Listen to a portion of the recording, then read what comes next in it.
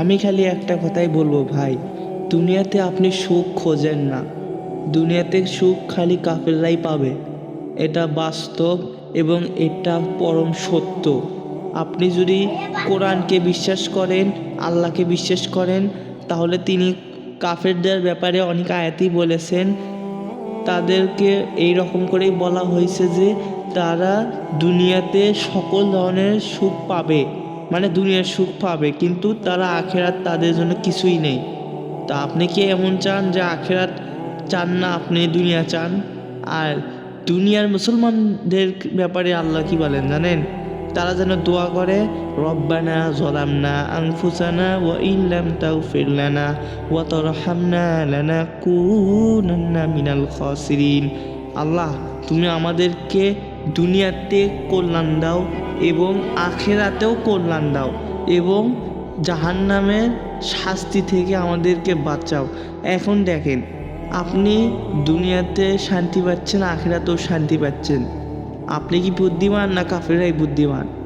আপনি এখন এটা বাস্তব যে আশেপাশে আপনি যত অমুসলিম কান্ট্রি রেখে পাচ্ছেন, মুসলমানের থেকে তারা সব দিক দিয়ে এগিয়ে আছে, সব দিক দিয়ে শান্তিতে আছে, সব দিক দিয়ে পারফেক্ট। এটা আমাদের এটা সবার জানা, কিন্তু কোরআনিক এই ব্যাখ্যা যে আপনি বুঝতেই পারছেন যে আল্লাহ তাদেরকে সুখ আল্লাহ নিজেই দান করছেন। একজন মুসলমান যত বেশি খাঁটি হয়, সে তত বেশি কষ্টে থাকে, হয় গরিব হয়, না হলে তাকে আল্লাহ অনেক পরীক্ষা নেওয়ার জন্য অনেক কিছুই করে নেন।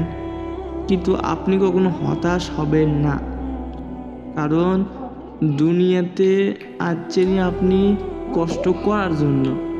আর যদি কষ্ট না করতে চান তাহলে দেখবেন যে এক কাজ করেন, আপনি কাফির হয়ে যান, দেখবেন যে দুনিয়াতে সুখ শান্তি পাচ্ছেন।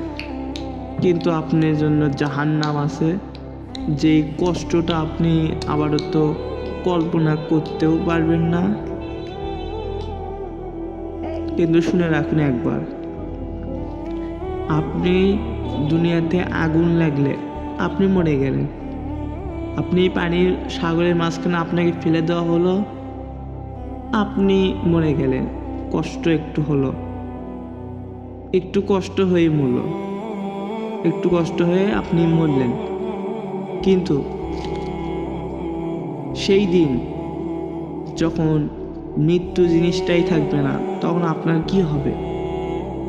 আপনার এখন হাতে আগুন ধরছে, একটু কষ্ট হলো, মরে গেলেন। কি হলো? মরেই গেল।